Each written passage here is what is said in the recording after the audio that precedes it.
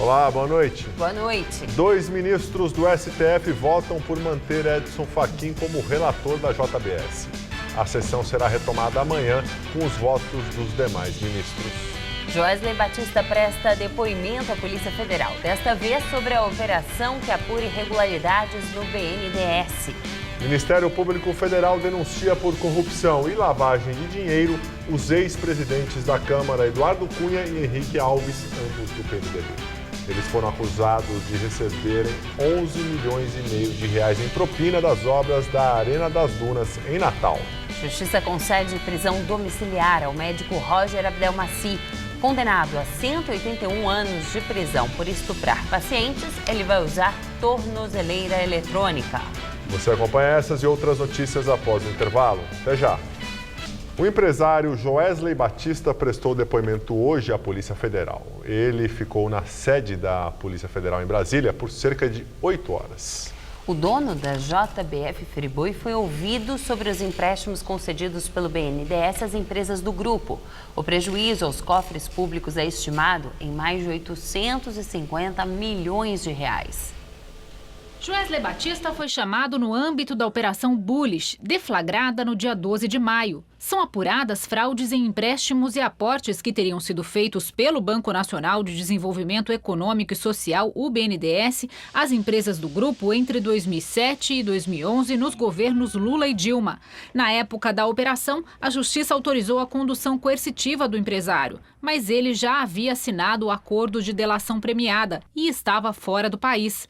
Divulgada pouco depois, a delação revela detalhes dos negócios com o banco. Joesley contou aos procuradores que o apoio do BNDES começou em 2005, quando Guido Mantega era presidente do banco. Os empréstimos e compras de ações da JBS feitas pelo BNDES ajudaram o grupo a adquirir frigoríficos fora do país e a torná-lo gigante no mercado. Segundo Joesley, mesmo à frente do Ministério da Fazenda, Mantega continuou auxiliando o grupo no BNDES.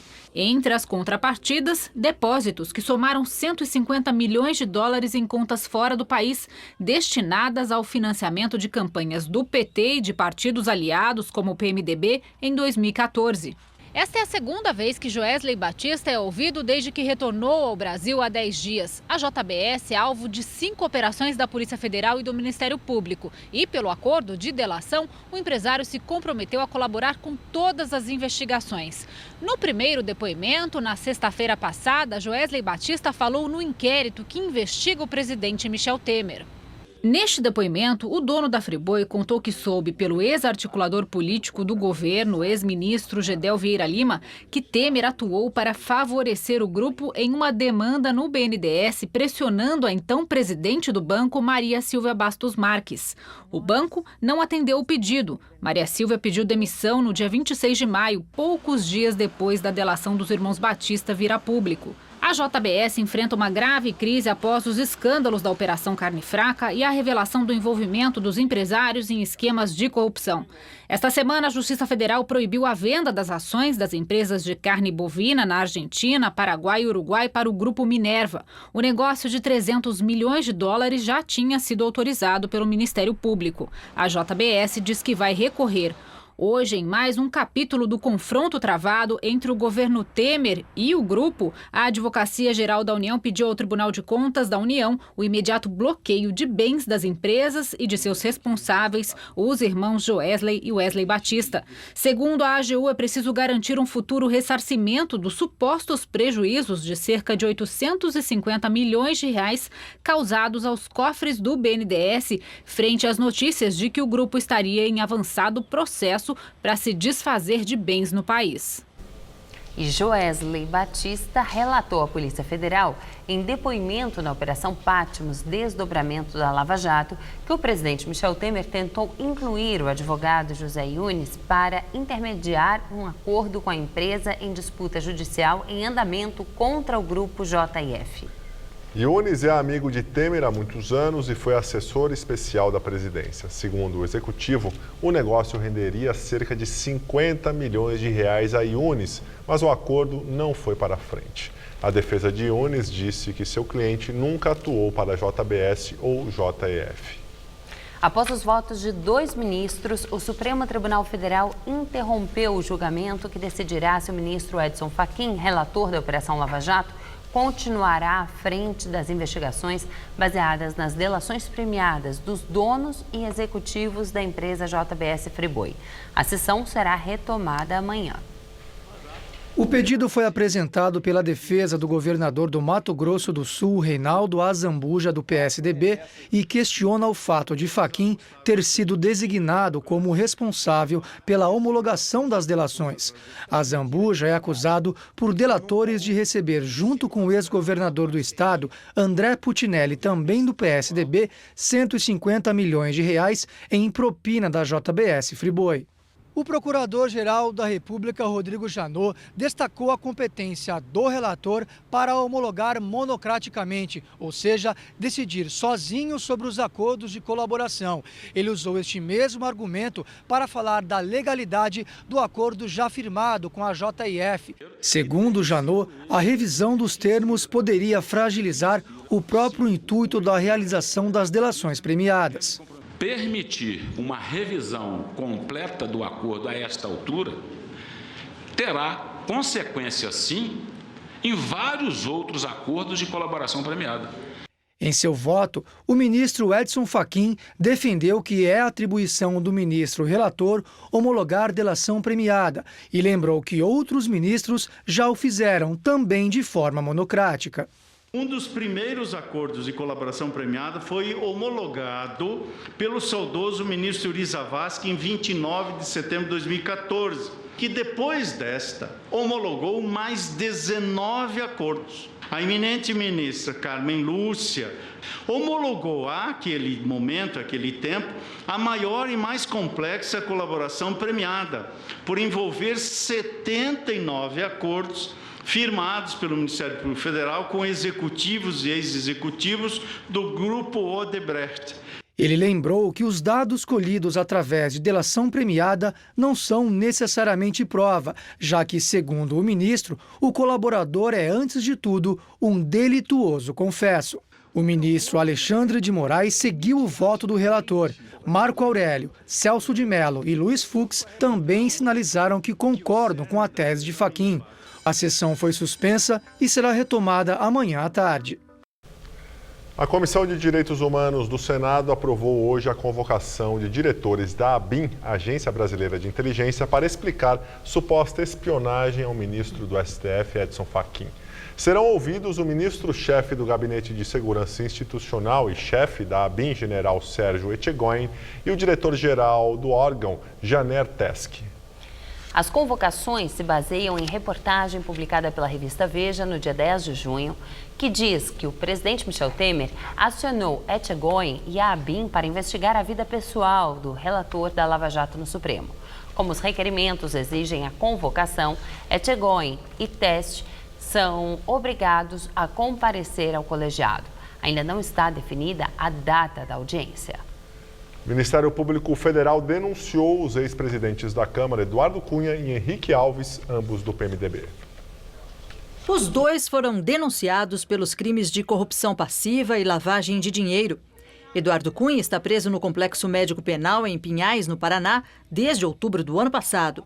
Já o ex-ministro do Turismo dos governos Temer e Dilma, Henrique Alves, foi detido no começo deste mês em Natal, no Rio Grande do Norte. Segundo o Ministério Público Federal, os dois ex-presidentes da Câmara dos Deputados receberam juntos 11 milhões e meio de reais em propina entre 2012 e 2014. O dinheiro, segundo procuradores da República, teria sido disfarçado em forma de doações eleitorais, legais e não oficiais. Em troca, conforme apontam as investigações, Henrique Alves e Eduardo Cunha favoreceram empreiteiras como a OAS e a Odebrecht nas obras da Arena das Dunas, em Natal, uma das sedes da Copa do Mundo de 2014. Mas, segundo o procurador da República, Rodrigo Telles, Henrique Alves manteve influência no governo Temer mesmo após deixar o Ministério do Turismo em junho de 2016. De acordo com o procurador, foram encontradas mensagens no celular apreendido do ex-ministro. Os textos deste ano indicam a prática de tráfico de influência em diversos ministérios.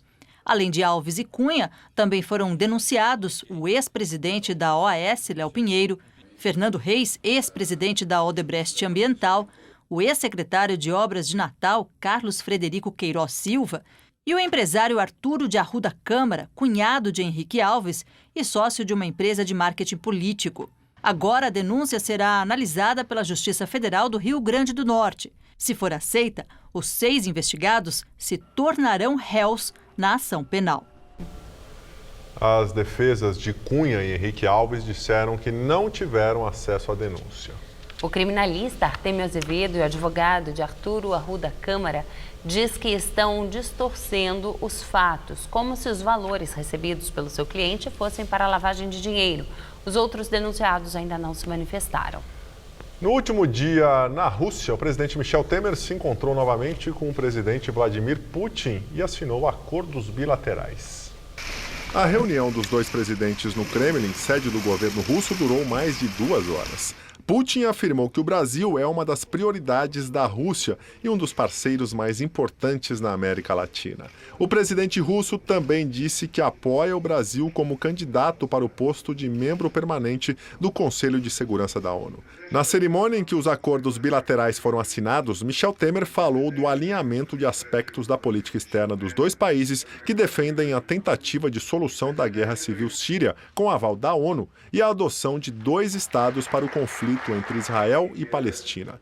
Na economia, Temer falou a favor de mais parcerias, do controle da inflação e da queda de juros no Brasil. Tal como a Rússia, o Brasil reconquistou o controle sobre a inflação. A hora, portanto, é nos aproximarmos cada vez mais. O presidente Putin e eu concordamos também quanto ao potencial ainda a explorar em nosso comércio bilateral.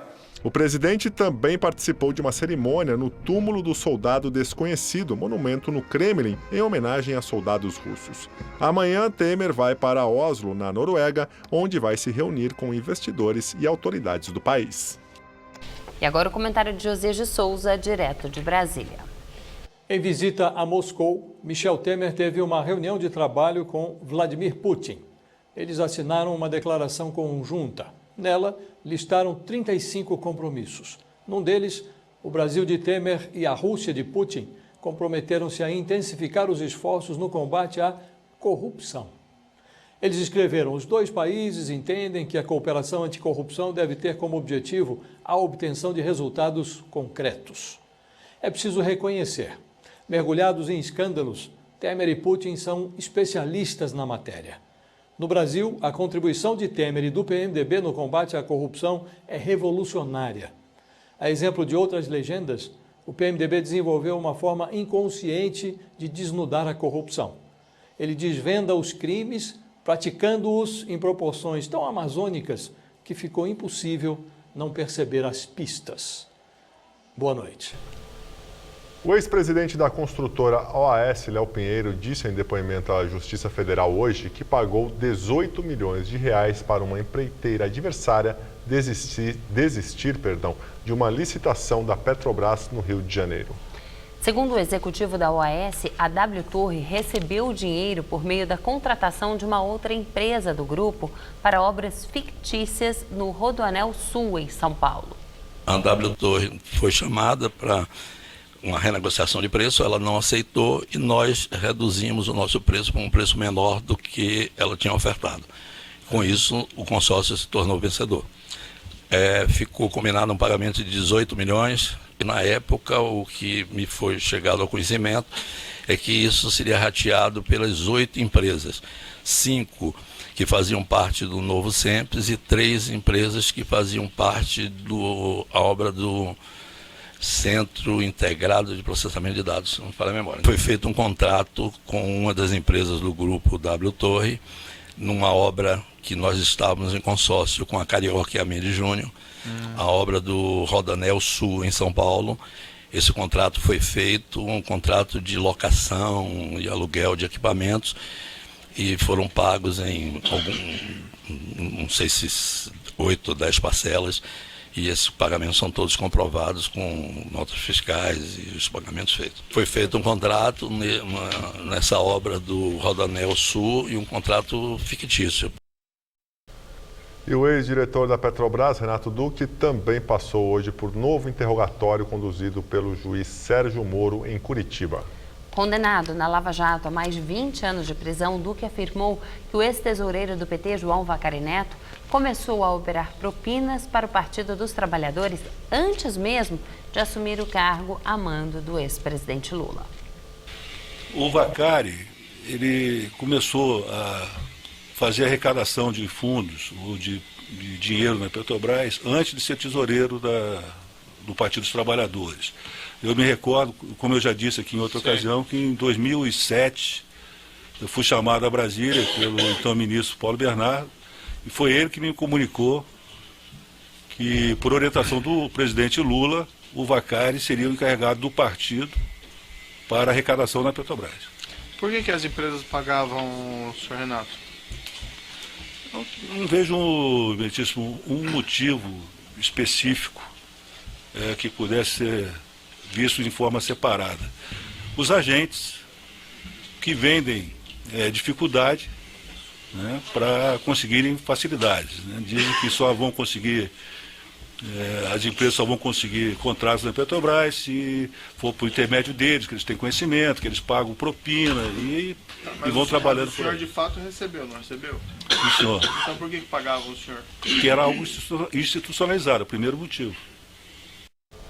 O senador Renan Calheiros, do PMDB, prestou depoimento ao juiz Sérgio Moro como testemunha de defesa do lobista Jorge Luz, preso na Operação Lava Jato, acusado de ser o principal operador de propinas ao partido. No depoimento, o senador disse que nunca prometeu apoio a Nestor Cerveró para que ele fosse mantido na diretoria internacional da Petrobras e não cobrou propina por isso. Segundo delação premiada de Cerveró, Jorge Luz era um intermediário de Renan Calheiros para pagamento de propinas na Petrobras.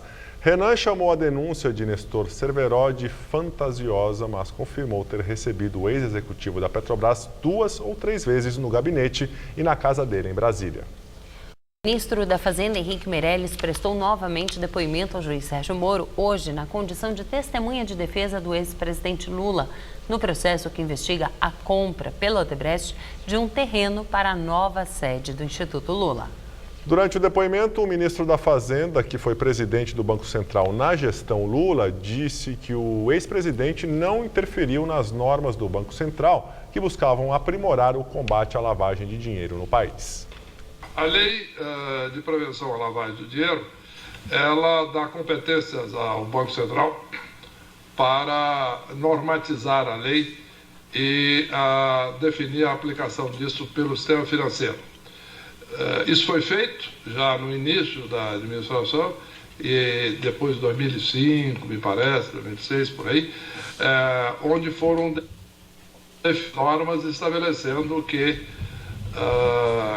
deveriam ser comunicados ao COAF movimentações atípicas e movimentações em moeda corrente acima de determinados valores e etc., além de comprovação de origem de recursos. Portanto, sim, foram editadas normas durante esse período, como é a prerrogativa do Banco Central.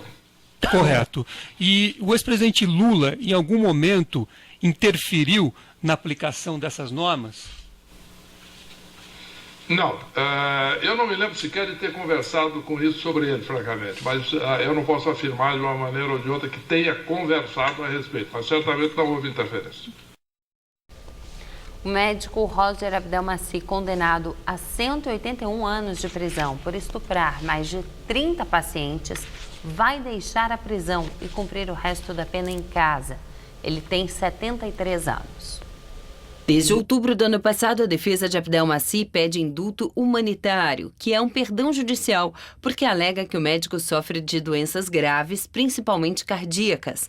A Justiça de Taubaté não concedeu indulto, mas autorizou que ele vá para a prisão domiciliar, porque o quadro de saúde dele se agravou nos últimos meses. Abdelmaci está internado desde 18 de maio com broncopneumonia. Ele vai ter que usar tornozeleira eletrônica e não poderá deixar a cidade em que mora sem autorização da Justiça.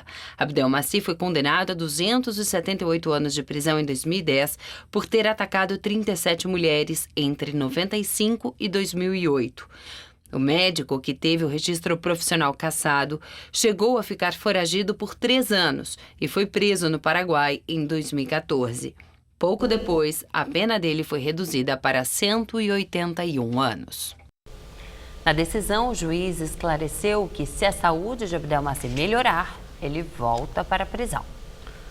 O inverno começou hoje com um tempo frio e também fechado aqui na capital paulista. E nesse momento faz 16 graus aqui na cidade. Vamos ver como fica o tempo nesta quinta-feira com Mariana Armentano.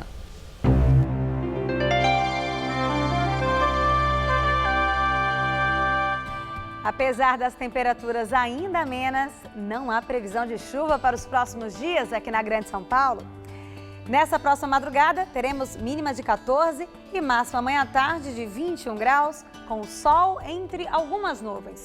E tanto na sexta-feira quanto no sábado, o tempo abre mais, o sol predomina e a máxima fica em torno dos 22 graus aqui na capital. Pesquisa anual da indústria da construção divulgada hoje pelo IBGE mostra que o setor tem diminuído o número de empregos gerados no Brasil. Em 2015, a construção civil foi responsável por criar mais de 2.400.000 postos de trabalho no país, quase 500 mil vagas a menos que no ano de 2014. Segundo o IBGE, os resultados ruins da construção civil refletem a fraqueza da economia brasileira já naquele período, com queda na demanda dos consumidores, juros altos e menos acesso ao crédito para os trabalhadores. E agora vamos ao comentário de economia com Vinícius Torres Freire. Para quem quer tomar alguma decisão importante com dinheiro, o que pensar da economia até o final deste 2017? Estamos falando aqui de comprar casa, carro, investir mais no negócio, fazer qualquer despesa grande. De janeiro a abril, a economia cresceu um pouquinho em relação ao final do ano passado. É quase nada, mas antes vinha caindo mais de 3% ao ano. Como a bagunça suja na política está grande, não sabemos bem o que vai ser daqui até o final do ano. Por ora, o chute mais bem informado é que vamos ficar na mesma, nos arrastando neste fundo do poço. E daí? Primeira conclusão, as taxas de juros ainda vão continuar caindo. Então, para quem pensa em financiar bens caros, de casa até carro, pode ser o caso de esperar taxas menores. E como andam os preços de imóveis? Em termos reais, na média, continuam caindo, pelo menos no caso dos usados. Isso não deve mudar até o final do ano. E para quem pensa em guardar dinheiro a médio e longo prazo, mais de 2 anos, ainda está bom de entrar no Tesouro Direto. Os juros de curto prazo vão cair, mas todas as taxas de longo prazo ainda estão altas. Então, com a economia ainda estagnada e juros altos, gastos extras, em princípio, deveriam estar fora de questão. O risco de desemprego deve diminuir sim um pouco, de agora em diante, mas o número de empregos não deve aumentar. Deve ficar na mesma do ano passado. Portanto, a renda total das pessoas que trabalham vai subir pouco ou quase nada. Ou seja, para quem tem pequeno comércio ou negócio, as vendas na média não devem subir quase nada neste ano. Mesmo para quem sente que o clima de desastre passou, então a hora ainda é de cautela. Esperar pelo menos até o Natal para ver como é que fica. Boa noite. Em Portugal, bombeiros afirmam que há indícios de que o incêndio que atinge o país desde sábado teve origem criminosa. Segundo a Associação dos Bombeiros Portugueses, o primeiro foco de incêndio na região de Pedrogão Grande começou cerca de 2 horas antes da trovoada que teria dado início ao fogo. Nessa quarta, o governo português afirmou que 95% do incêndio florestal que atinge o país está sob controle, mas que ainda há riscos. Quase 1.200 bombeiros, 400 veículos e 13 aviões continuam mobilizados na região de Pedrogão Grande para enfrentar as chamas que atingem a área desde o último sábado. Até agora, os incêndios já deixaram mais de 200 feridos e pelo menos 64 mortos. Nós ficamos por aqui. A edição de hoje pode ser vista no site do Jornal da Gazeta. Muito obrigado pela companhia. Tenha uma excelente noite. Até amanhã. Até amanhã, Ju. Até amanhã, Gabriel. Uma boa noite para você. Fique agora com Rony Von no Todo Seu.